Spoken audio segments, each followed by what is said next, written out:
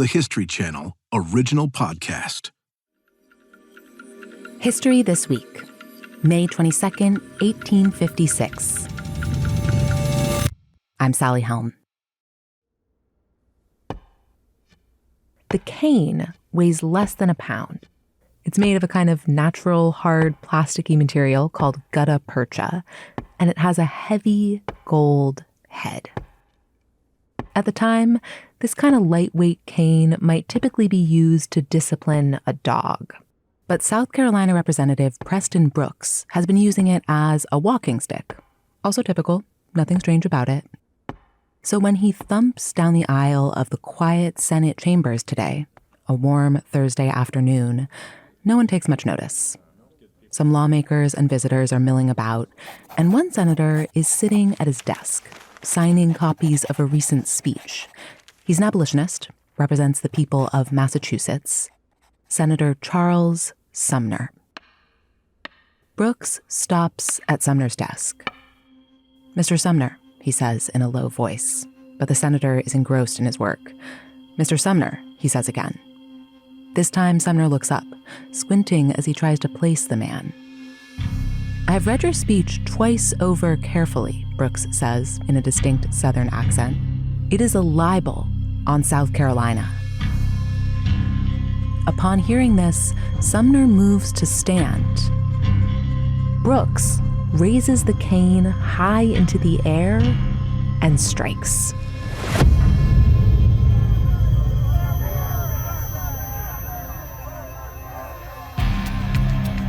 Today, the caning of Charles Sumner. How did partisan tensions lead to a shocking act of political violence? And how did this attack help drive Americans towards civil war?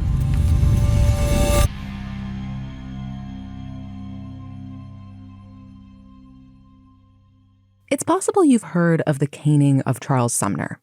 Maybe you once wrote it down in middle school on a social studies flashcard. And the context of this story, it is full of other American history vocab words. The Missouri Compromise, the Compromise of 1850. It can be easy to forget how dramatic these events were and how bloody. In the early 1800s, one major disagreement between the North and the South is whether slavery should be allowed in the territories west of the Mississippi River. As these regions become states, they threaten to upset a delicate balance. Add a free state without also adding a slave state, or vice versa, and one side can suddenly outvote the other in Washington and impose its will on the entire country. First, there's a struggle over whether to allow slavery in Missouri.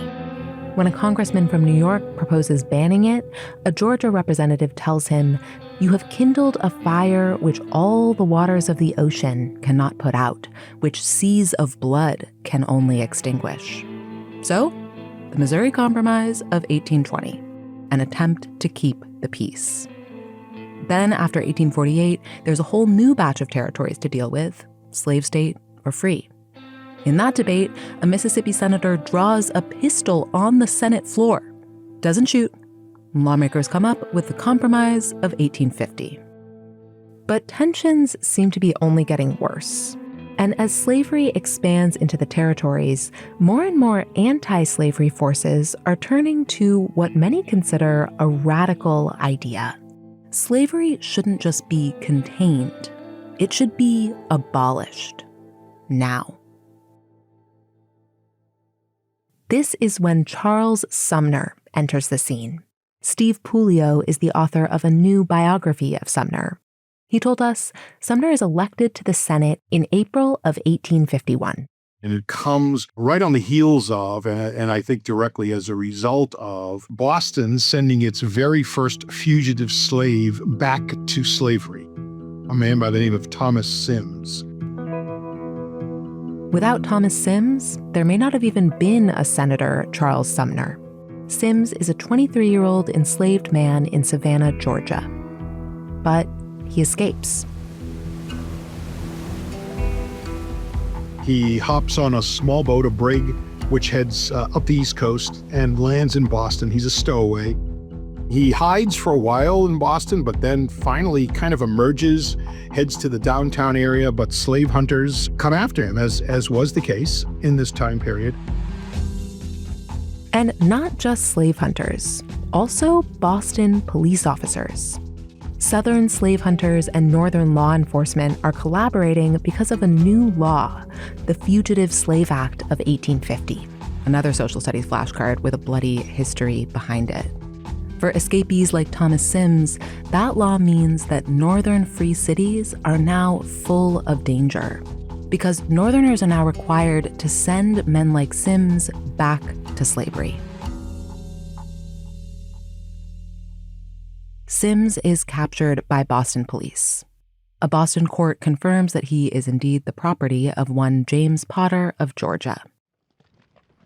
And at 4:15 a.m. on a chilly April morning, Sims is brought through the streets of Boston, surrounded by 200 soldiers and police officers marching in a square. Around that square are abolitionists for the most part, Boston abolitionists, hissing and crying, "Shame, shame." One abolitionist cries out to Sims, "Preach freedom to the slaves," and Sims replies back, "Is this your idea of freedom?"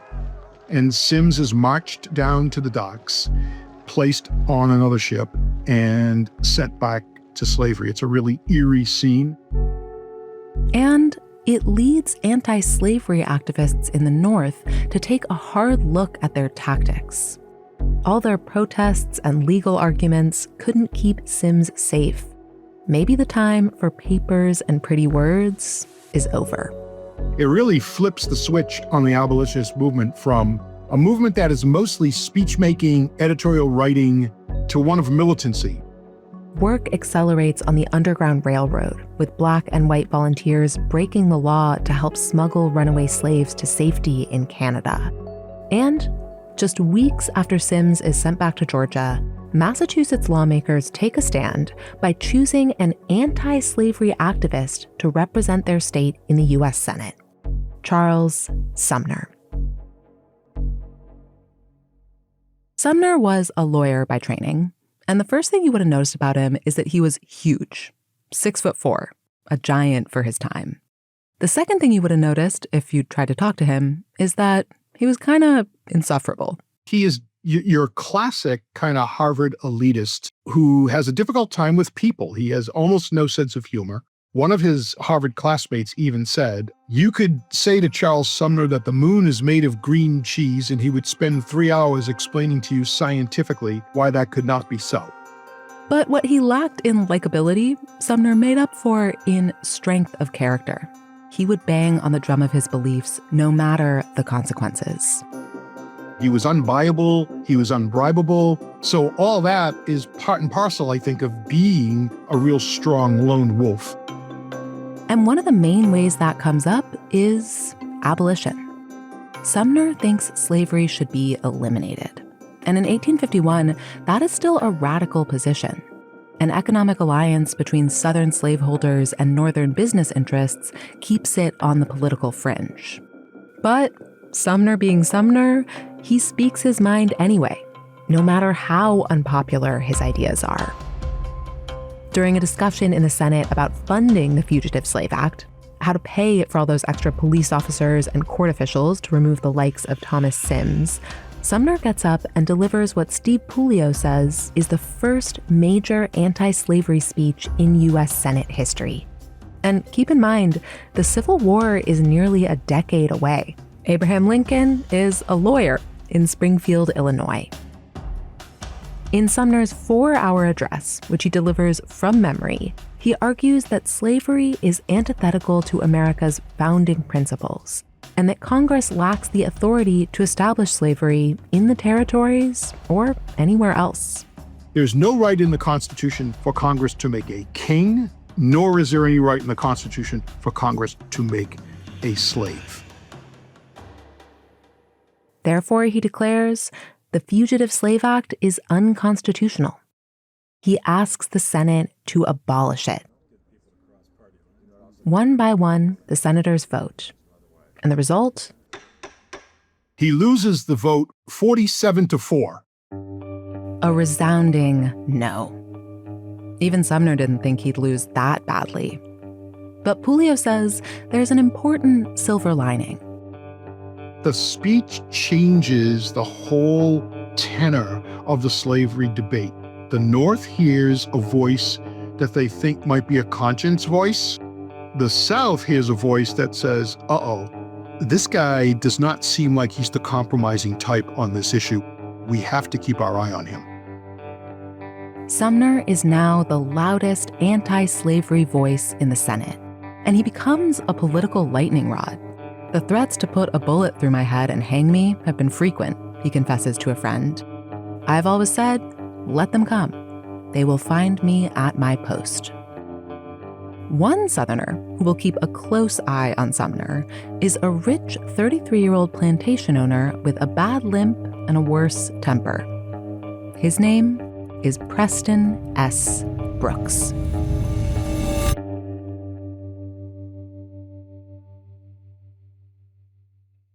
History This Week is now in its 6th season, kind of crazy, and we love bringing you these stories. All of our work is supported by the ads you hear on the show, but if you don't want to hear those ads, we're now introducing History This Week Plus, available exclusively on Apple Podcasts. For just $2.99 per month, you'll get all of our new episodes without any of the ads, and we'll be adding ad-free versions of our older episodes too. So subscribe now and get your first week free. History This Week Plus, exclusively on Apple Podcasts. Preston Brooks was born into an elite family in Edgefield, South Carolina, one of the most pro-slavery regions in the South. It's so pro-slavery that candidates were required by law to own at least 10 slaves to run for Congress. Brooks is smart, a college boy. He's also a devoted plantation manager, overseeing about 200 slaves. And from an early age, he's had a fighting streak, especially when honor is at stake. On one occasion, he hears a rumor that the police are mistreating his brother. He marches down to the jail, waving pistols. This gets him expelled from college. On another occasion, he fights a duel on his father's behalf and is shot in the hip. That injury causes him to walk for the rest of his life with a cane. Brooks practices law, serves in the Mexican-American War, and in 1853, he's elected to the U.S. House of Representatives. And believe it or not, when Brooks arrives in Washington, D.C., he's actually seen as a moderate, at least for a pro-slavery Southerner. He is seen by a lot of Northern congressmen as somebody that you can reach out to talk about legislation. There are areas where he believes there's common ground between the two. But just as the Fugitive Slave Act radicalizes anti-slavery folks in the North, it also radicalizes pro-slavery Southerners, like Preston Brooks. He sees the writing on the wall that the abolitionist movement is becoming stronger and sees how this is going to impact him personally, but most of the South, and becomes much, much more fervent in his secessionist fever. He also delivers some really interesting speeches about Northern hypocrisy. He chastises the Northern congressmen for relying on cheap Southern cotton as a major part of their economy, while at the same time blasting them for slavery in general. By 1854, tensions over slavery are mounting higher and higher, thanks to a new law called the Kansas-Nebraska Act. For over 30 years, the U.S. has admitted states as either free or slave, trying to maintain that delicate balance. But this new law gives voters in Kansas and Nebraska the power to choose themselves. Very democratic, in theory. In practice, it leads to violent chaos. Thousands of pro- and anti-slavery settlers rush to Kansas to sway the vote. All hell breaks loose. There is property destruction, there is violence, there is mayhem, there is murder. The conflict comes to be called Bleeding Kansas. At one point, Kansas has 2 legislatures, one pro-slavery and one anti-slavery. The pro-slavery legislature, recognized by U.S. President Franklin Pierce, passes what are seen as some of the harshest laws ever put in place on American soil. just possessing abolitionist literature is punishable by death. A steady stream of news like this is reaching Charles Sumner back on the East Coast. Charles Sumner hears from hundreds of Kansans who write and say, "What are you going to do about this? You are our speaker. You are our conscience." These anti-slavery people in Kansas, in the midst of all this violence, are looking to Sumner to do something. Sumner can't, of course, single-handedly change any laws, but he can do what he does best. He can give a speech. And not just any speech. This will be his biggest, boldest one yet. A speech that will change his life and American history, though not for the reason that he expects. Sumner spends 2 months preparing. He knows that his listeners are expecting the greatest speechmaker of the era to deliver dazzling political theater. He also arranges for the speech to be reprinted and distributed across the country. It is the Super Bowl halftime show of speeches.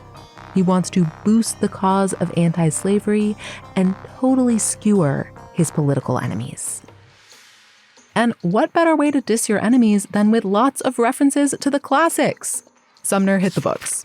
Cicero, Virgil, Dante. He tears through the Library of Congress like he's cramming for an exam. He writes and rewrites the speech by hand. He practices the speech, all 5 hours of it, for friends. And their reaction is, "Charles, this speech is really offensive. Maybe tone it down?" But Sumner, who was never that good at reading the room, is like, no way. Shock is the whole point. He wants to shock the conscience of the Senate and reset the nation's moral compass. On the day of the speech, May 19th, 1856, the Senate chamber is packed. The New York Post reports, not only were the galleries thronged to their utmost capacity with ladies and gentlemen, but all the doorways were completely blocked up with listeners. Almost every senator and many congressmen are there. Even the ladies' gallery is overflowing, which rarely happens. I picture a sea of hand fans fluttering in the 90-degree heat.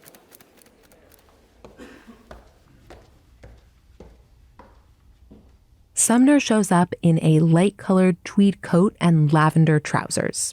He's memorized the entire speech, all 112 typed pages, as great orators did back then.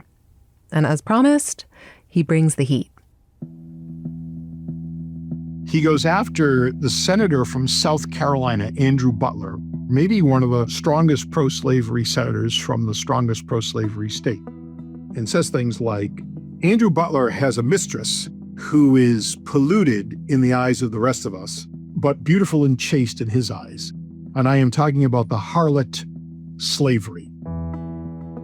So he uses this imagery of harlot in a way to go after Butler in this very personal way. The harlot slavery. It's the most memorable line in the speech. Sumner also delivers some seriously low blows against Senator Butler, who is too sick to attend.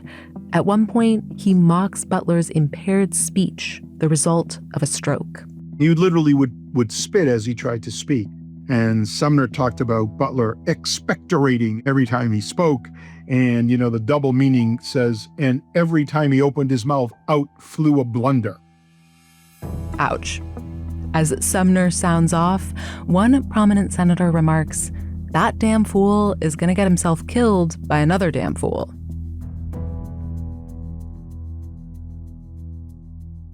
The speech takes 2 days to deliver.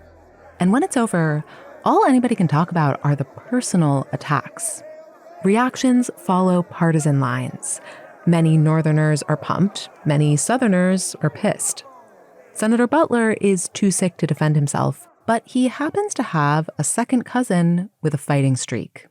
Everywhere he goes, Representative Preston Brooks is getting one question. Are you going to let this stand? Brooks considers challenging Sumner to a duel, but duels are for gentlemen. And to Brooks, Sumner is no gentleman. Brooks thinks it over for a couple of days and decides on another option. According to Southern Code, pistols and swords are reserved for fights among equals. To go after someone you consider inferior use a whip or a cane. So, 2 days after Sumner's speech, Brooks enters the Senate chamber. He's walking, as usual, with his golden-headed gutta percha cane. Massachusetts Senator Charles Sumner is working quietly at his desk. His head is down and he's signing copies of the Crime Against Kansas speech. He's franking them to send out to constituents. That's what he's doing, totally oblivious of this little activity that's going on around him. Brooks is ready to lay into Sumner. But there's a problem. A lady problem. Preston Brooks finds out he needs to delay what he came to do because there's a lady in the chamber and she's talking to the sergeant-at-arms, and Brooks says later, I could not do what I came to do. It would be totally unchivalrous to do that with her present. Finally, the lady leaves. It's time. Brooks limps up to Sumner's desk and says his name twice. Sumner looks up. Who is this guy? He would have had no idea, both because he doesn't know Representative Brooks and also because he's too vain to wear glasses.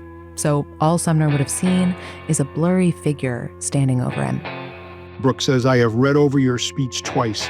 It is a libel against my state and my relative. And slam, brings the cane down on the top of Sumner's head. Sumner's head explodes in blood. And at that point, Preston Brooks really loses it. The bloodlust, I think, really takes over. And he begins to beat Sumner again and again and again. Sumner does his best to try to get away. Can't. He's literally stuck under his desk and finally wrenches the desk from its manacles. Begins to topple over. Brooks doesn't really let him topple fully, grabs him by the lapel and beats him over and over again until his cane shatters. The onlookers are horrified. They try to intervene, but a Brooks ally in the chamber waves a gun at them, shouting, "Let them alone. Goddamn, let them alone." Later, Brooks said, I hit him with 30 first-rate stripes. Every one of them went entirely where I intended. And at the end, he was bellowing like a calf. Sumner is really lying in a pool of his own blood. And at that point, one of Brooks's colleagues kind of pulls Brooks away, while Brooks is literally only holding the knob end of his cane and says, you do not want to kill him, let's go. And they walk out of the chamber together. The whole attack lasts about a minute. Sumner's allies help him into another room. A doctor rushes to see him. The head wounds are so deep that you can see Sumner's skull. The doctor stitches him up. Back on the Senate floor, Brooks's allies are picking through the blood for fragments of the shattered cane. They can tell this event is going to go down in history. People will want a literal piece of it. And meanwhile, Sumner's chair stands empty. It'll be empty for a long time to come.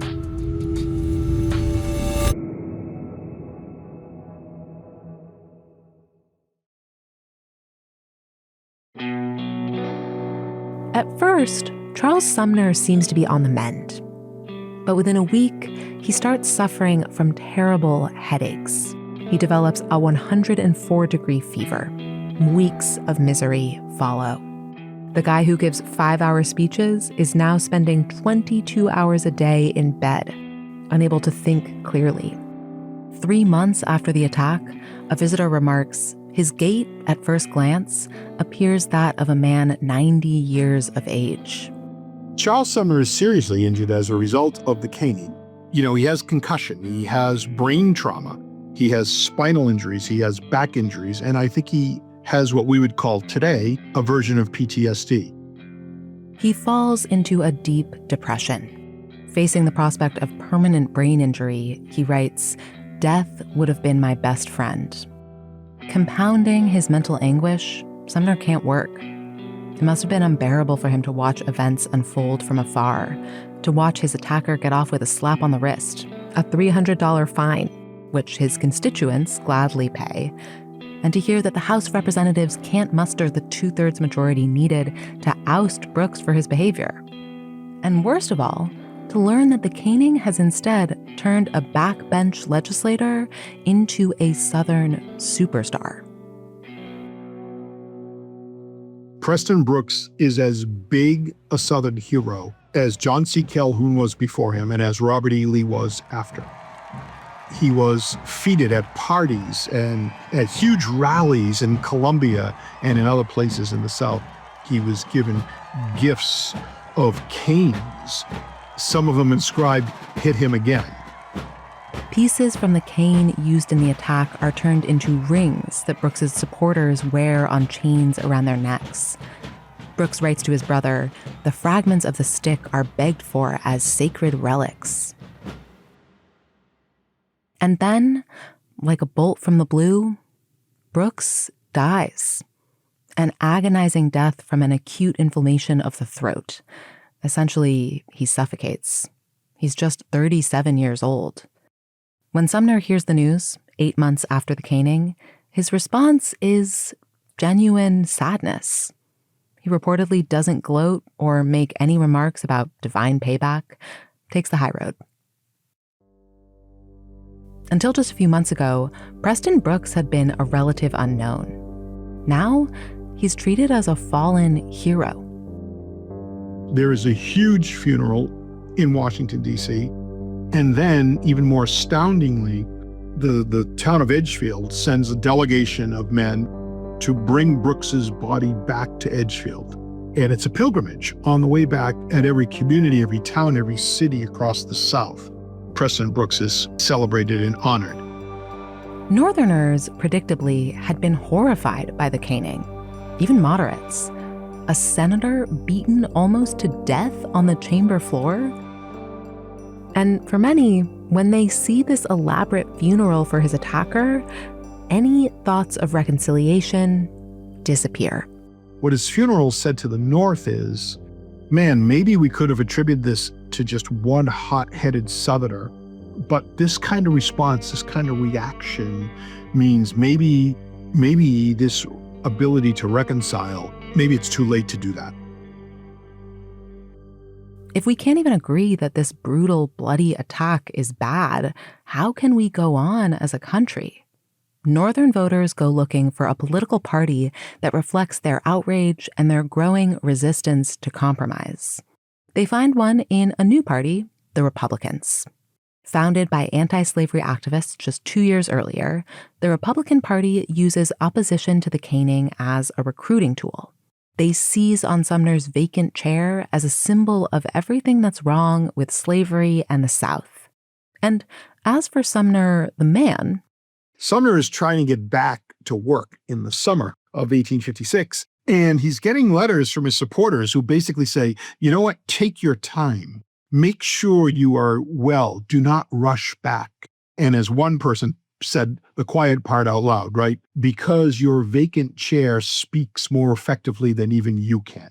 Yeah, even after all that the country has been through, after bleeding Kansas and a pool of blood on the Senate floor, Charles Sumner is still too radical for the political mainstream. Republican Party leaders are afraid that he'll scare away moderates with his abolitionist talk. The party is still stopping well short of that. Sumner is reelected and tries to go back to work, but the closer he gets to Washington, D.C., the worse his headaches seem to become. He's desperate for relief. During a trip to Europe, a French surgeon puts an open flame to his back, a treatment meant to relieve pressure. But, you may not be surprised to hear, it causes blisters and sores that make it hard for Sumner to lie down. And yet, he repeats this treatment 5 times. Northern papers print updates on Sumner's suffering. Southern papers say he's faking it. They point to his busy schedule of receptions, lectures, concerts. Nobody can agree on what's true. Sumner's chair sits empty for 3.5 years. In that time, 2 new free states join the Union, permanently disrupting the balance of slave and free. And during a failed Senate campaign, an eloquent Illinois lawyer named Abraham Lincoln rises to national fame. When Sumner finally returns to the Senate in December of 1859, everybody's wondering whether he'll be the same firebrand he once was. Or maybe he'll be too scared and weak to bang the drum of abolition. Sumner wastes little time in clarifying. He finally gets another chance to speak, demands another chance to speak, and delivers, yes, another fire-breathing speech called The Barbarism of Slavery. Charles Sumner is back. And the people respond to him in a huge way. He gets hundreds of letters congratulating him on the speech. And as a matter of fact, the people lead the way because by August of 1860, every single Republican wants to campaign with Sumner. Even Lincoln sees that really Sumner's view has become the prevailing view among Republicans. Lincoln wins the election of 1860 without carrying a single slave state. Before the end of the year, Preston Brooks' home state of South Carolina becomes the first to secede. In April 1861, the opening shots of the Civil War are fired. Lincoln vows to preserve the Union. For Charles Sumner, that's not enough. It's Charles Sumner who, at the very outset of the Civil War, wants the war to be about more than preserving the Union. He wants it to be about the eradication of slavery. And Abraham Lincoln takes much longer to get there. And in large part, it's Sumner that gets him there. Charles Sumner was never that great at passing legislation. His power was in being single-minded, relentless, and fearless about the most important moral issue of his time. He's like this little fly of conscience buzzing in Lincoln's ear. Believe me, Lincoln at times says, "Please go away. I know what you believe. Get out of my ear. Quit chirping." On January 1st, 1863, Lincoln finally issues the Emancipation Proclamation. It doesn't apply to all slaves in America, just those in the Confederacy. Slaves in the northern border states are not freed. But it's the beginning of the end of slavery in America. Lincoln leads the Union through 4 years of bloody war to victory on April 9th, 1865. Later that week, Sumner is enjoying a glass of wine with Senate colleagues when a servant bursts in with the news. Lincoln has been shot. Sumner rushes to the president's bedside. Lincoln is lying across a thin mattress, his eyes half open, his thick hair stained with blood. Sumner bows his head over Lincoln's body and sobs. Sumner serves in the Senate until his own death in 1874. He spends his final years fighting for a civil rights bill that will guarantee all citizens, regardless of color, access to accommodations, theaters, public schools, churches, and cemeteries. As he's dying of heart failure, he pleads with Frederick Douglass and others present, "Don't let the civil rights bill fail." They're among his last words. A version of the bill passes the following year. But in 1883, the Supreme Court declares it unconstitutional. It'll be more than 80 years before a similar bill passes the U.S. Congress again.